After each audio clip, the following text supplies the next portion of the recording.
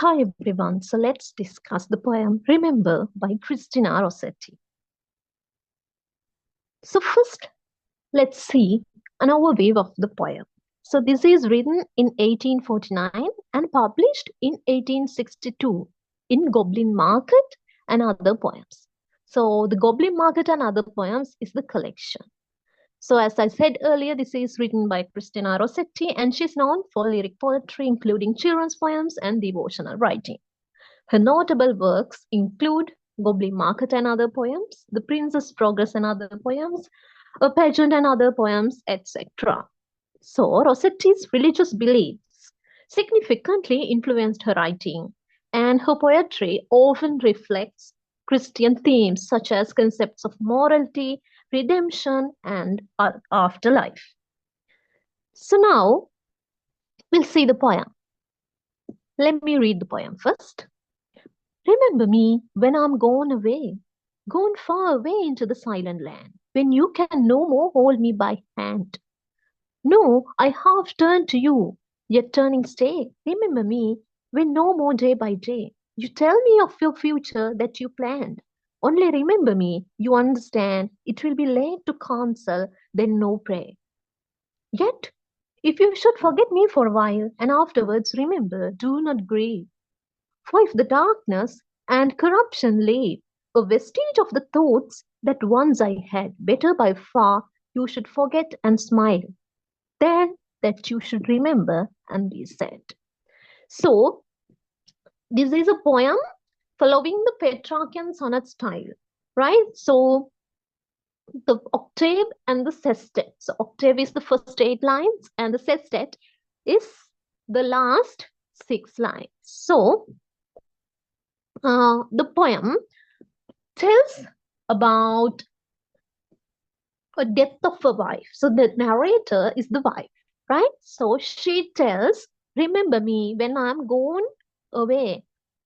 Remember her when she is gone. She's gone means she's dead, right? So gone far away into the silent land. So the silent land means it's a metaphor for death, right? So when you can no more hold me by the hand, so after death you can't hold by her hand, right? So now, no, I half turn to you and yet turning stay.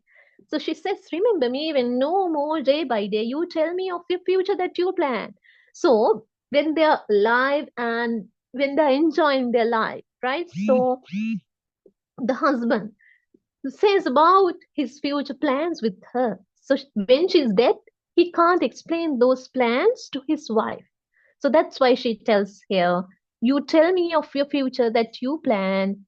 Remember me when no more day by day. So she can't listen to her husband's plans after she's dead, right? It will be late to counsel, then no pray.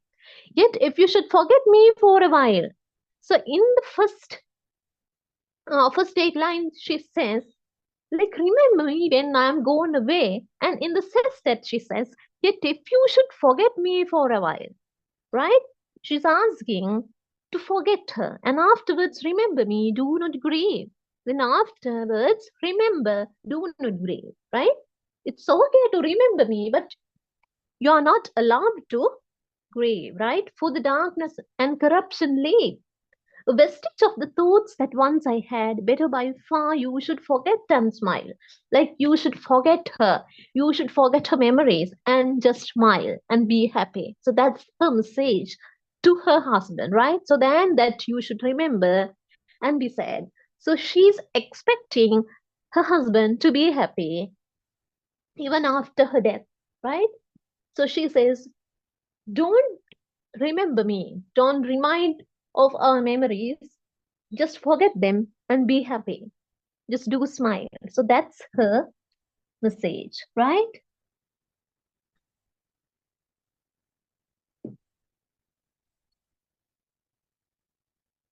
So as I said earlier, so the structure and the form. So it consists of 14 lines and it's divided into an octave and a sestet. So this is the Petrarchian sonnet form. And this follows iambic pentameter, which means rhyming scheme is of ABBA, ABBA, CDD, and ECC pattern, right? See, away, land, hand. So land and hand, BB, and away and stay, AA, right? So then day means again similar to away. So again A, then planned, land, hand, stay, sorry, land, hand, and planned. And then understand. Likewise, you can understand the rhyming scheme of the poem here.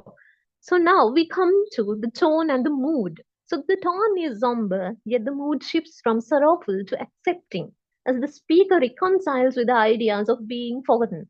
So that's why she tells at first, like, remember me when I'm gone away, and then insists that she says, it's okay to remember, but you can't regret.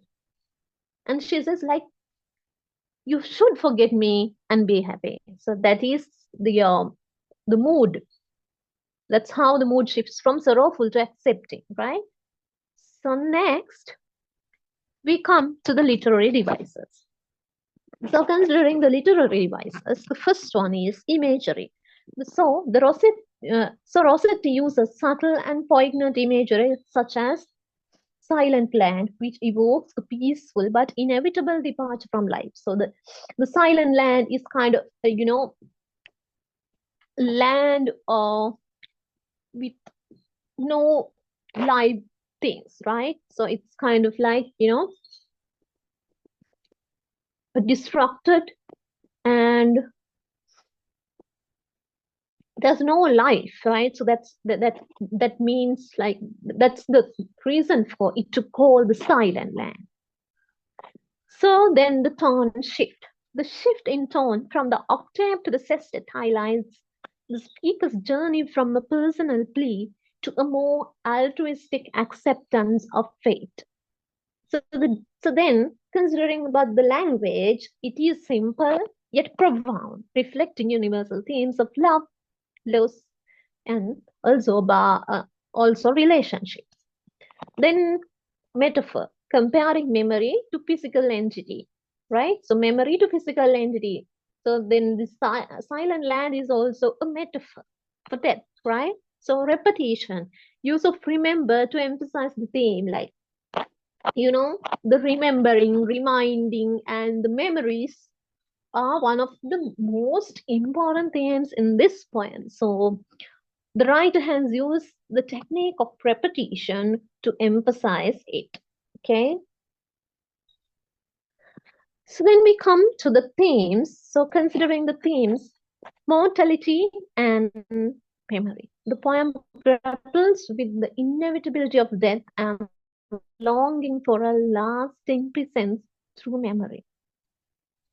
Also, we can find the selflessness in love. The speaker ultimately prioritizes the happiness of the loved one, happiness of her husband, over their own desire for remembrance. As I said earlier, she utters first to, like, to remember her, but at the end, she asks her husband to forget her and be happy. Then acceptance of loss. The poem moves from a plea to a remembrance to an acceptance of being forgotten if it is as the loved one's grief.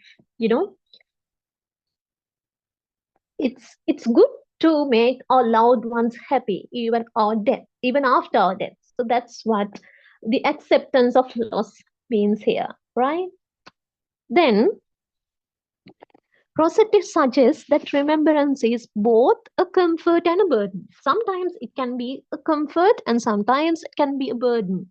So the phrase, better by far you should forget and smile than that you should remember and be sad, encapsulate this tension.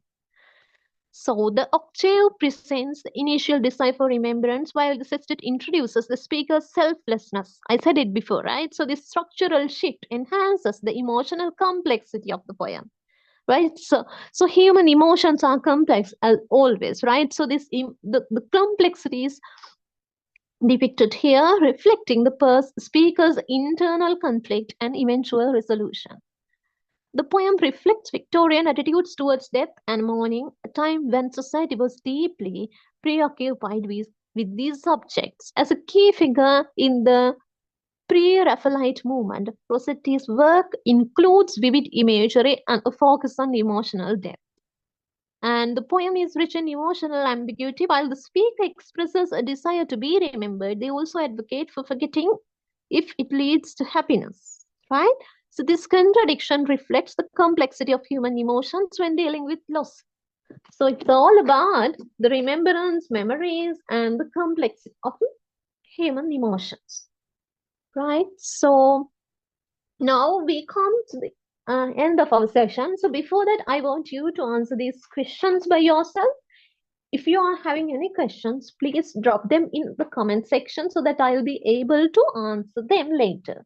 So my first question is, how does the structure of the Petrarchian sonnet help express the themes of remember? And how does the form influence the way the poem talks about memory and forgetfulness? The second question is, how does remember show focusing or mixed feelings about remembrance and being forgotten? And how does Rossetti handle the speaker's wish to be remembered versus the acceptance of being forgotten? Third question, how does the use of imagery help express the main idea of remember? How do the images used in the poem help us understand the speaker's feelings and the poem's message about memory and loss? So with that, we come to the end. So thank you and stay tuned.